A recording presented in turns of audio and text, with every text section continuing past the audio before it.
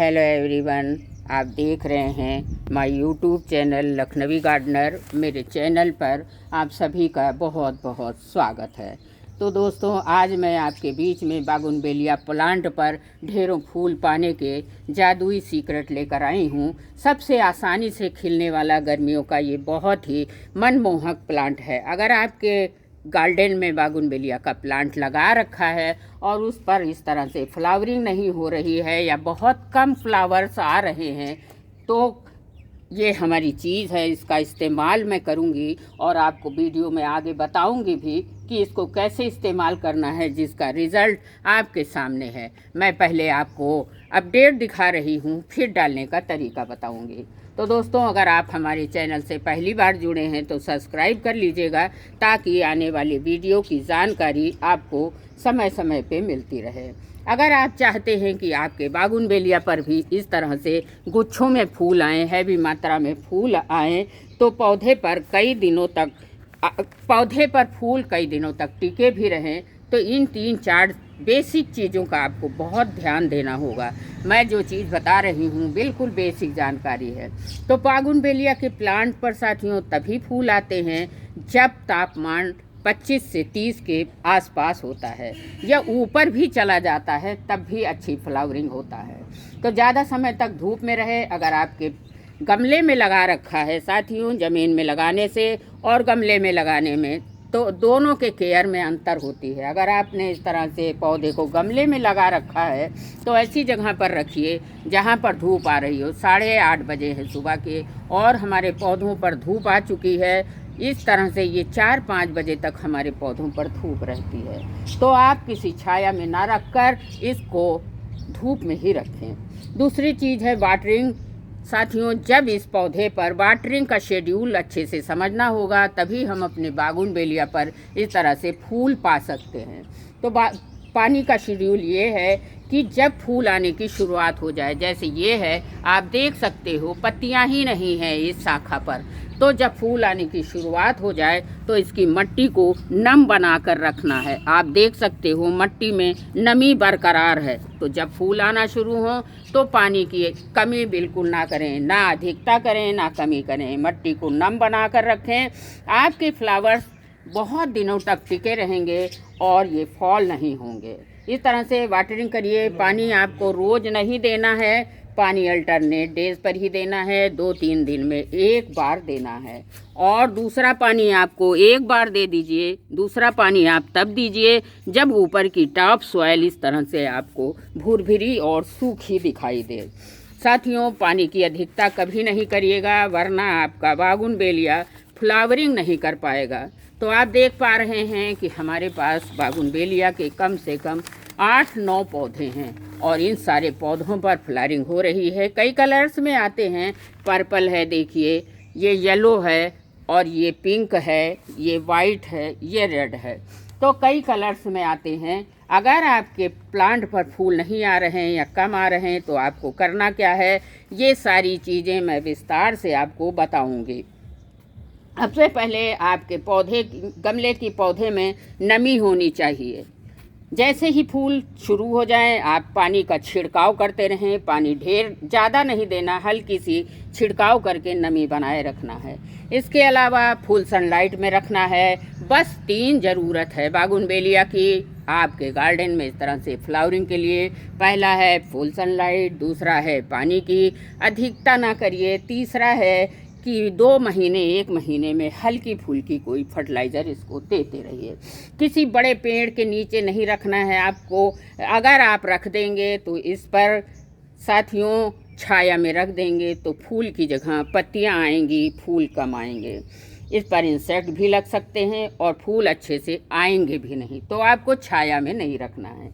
ये सारी देखभाल भी कर रहे हैं आप और तब भी फूल नहीं आ रहे हैं। आप देख सकते हो इस तरह से हैवी मात्रा में फ्लावरिंग है, गुच्छों में फूल हैं। अगर आप सब देखभाल कर रहे हो तब भी फूल नहीं आ रहे हैं, तो आपको करना ये है, वो मैं आपको बताना चाहूँगी। सबसे पहले आप अपने पौधे में पानी दीजिए, फिर उसके आप हल्का हल्का पानी देना है, ज़्यादा नहीं देना है। देखिएगा ध्यान से। पानी देने के बाद आपको पौधे की गुड़ाई करनी है। चलिए इस पौधे में बता देती हूँ। नम है मेरी मट्टी और ये पौधा साथियों मेरा 10 साल पुराना है। आप देख सकते हो बोनसाई बना दिया है मैंने इसकी कटिंग करके, और कितना मैच्योर और ओल्ड प्लांट है। तो आपको पहले करना है पानी में नमी बना के रखना है। दूसरा है मिट्टी की गुड़ाई ज़रूर से ज़रूर करनी है। अब तीसरा काम आपको करना है कि इस पौधे की मट्टी को 2-3 इंच तक का निकाल लीजिए, किसी डब्बे में रख लीजिए। इस तरह से पौधे की मिट्टी को आप, अगर फूल नहीं आ रहे हैं तो ये प्रोसेस बहुत ज़रूरी है। मट्टी को आप निकाल लीजिए गमले से बाहर। और दोस्तों ये काम केवल 2-3 महीने में एक ही बार करना है, ज़्यादा कुछ करने की ज़रूरत नहीं। देखिए मैंने 3 इंच की मट्टी निकाल ली है। छोटी छोटी अगर इनकी कोई रूट्स कट जाती हैं, इस तरह से निकल जाती हैं, तो कोई दिक्कत नहीं है, ये फिर से रूट बना देगा। तो आप अच्छे से गुड़ाई कर लीजिए। सावधानी से धीरे धीरे करनी है। अब आपको लेना है कोई भी केमिकल चीज़ का यूज़ मैं ना तो अपने गार्डन में करती हूँ ना आपको सजेस्ट करती हूँ, क्योंकि केमिकल का इस्तेमाल एक बार तो फूल खिला देगा लेकिन आपके पौधे को डैमेज भी कर सकता है। इसलिए आप केमिकल का इस्तेमाल बिल्कुल ना करें। तो अब फिर कई लोग पूछते हैं फिर क्या डालें मैम? तो ऑर्गेनिक चीज़ें भी बहुत सारी हैं जिनका इस्तेमाल करके आप इस तरह से फूल पा सकते हैं। अगर आपके पौधे में इस तरह से काम कर लेंगे तो इनकी जड़ें जो हैं मजबूत हो जाएंगी और फूल भी खूब अच्छे आएंगे। आपको लेना है वर्मी कंपोस्ट। वर्मी कंपोस्ट अपने आप में एक संपूर्ण खाद होती है, नेचुरल एनपीके होता है इसमें। देखिए आप, मैं वर्मी कंपोस्ट का इस्तेमाल कई बार कर चुकी हूँ और आपको बता भी चुकी हूँ। चलिए एक चीज़ हो गई, वर्मी कंपोस्ट कई पौधों के लिए बना रही हूँ इसलिए ये इतनी ज़्यादा है। दूसरी चीज़ आपको लेनी है वुड ऐश लकड़ी की राख। ये भी नेचुरल एनपीके होता है, इंसेक्टिफाइड होता है। अगर आपके पौधे में कहीं चींटी फंगस हैं तो ये ख़त्म कर देगा उनको। आपको ज़्यादा नहीं मिलाना है वुड ऐश। देखिए इस तरह से वर्मी कंपोस्ट में मिला लीजिए। ज़्यादा चीज़ें डालने की ज़रूरत नहीं है, ये बहुत ज़्यादा फीडिंग वाला पौधा नहीं है। अब आपको करना क्या है, आपने मिट्टी की गुड़ाई कर ली है, जड़ों से थोड़ा दूर पर साथियों कोई भी फर्टिलाइज़र आप देंगे तो जड़ों से 2 इंच की दूरी पे देंगे। अब 3-4 जगह गड्ढा बना लीजिए। इस तरह से अपने पौधे में चारों तरफ से वर्मी कंपोस्ट और वुड ऐश की खाद का मिश्रण जो बनाया है वो डाल दीजिए। डालने के बाद साथियों आपको काम करना है। अब खाद का काम ख़त्म हो गया। जो मिट्टी हमने निकाली है अगर आप 2-1 दिन धूप में सुखा लोगे तो ज़्यादा बेहतर होगा। इस तरह से खाद के ऊपर वही मिट्टी कवर कर देना है। याद रहे कि कोई भी खाद देने के बाद दोस्तों खाद को कवर करना बहुत ज़रूरी है, वरना ये खाद जड़ों तक नहीं पहुंच पाएगी और जड़ें आप ब्रांचों तक पहुंचाने का काम नहीं कर पाएंगी और इस तरह से फ्लावरिंग नहीं होगी। तो आपको खाद देने के बाद इस तरह से कवर कर देना है। ये जो है हमारे वर्मी कंपोस्ट जो है हमारे पौधे की पीएच लेवल को काफ़ी बेहतर बनाती है। अब हम 12 इंच के गमले में 2-2 मुट्ठी वर्मी कंपोस्ट और राख डाल चुके हैं। अब आपको करना कुछ नहीं है, महीने में एक बार दीजिए, आपके पौधे में भी इस तरह से फ्लावरिंग होगी।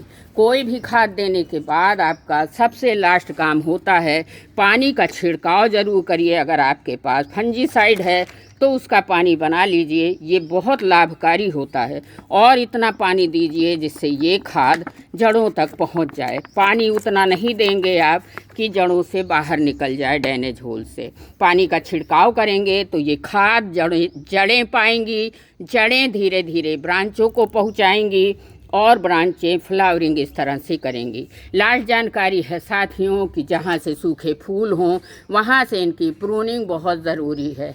आप देख सकते हो कि मेरा यह प्लांट था, ऊपर सारे फूल सूख गए थे, मैंने यहाँ से प्रूनिंग की, 10 दिन पहले ही प्रूनिंग की है और उसके नीचे देखिए 10-12 छोटे छोटे ब्रांचेज आई हैं।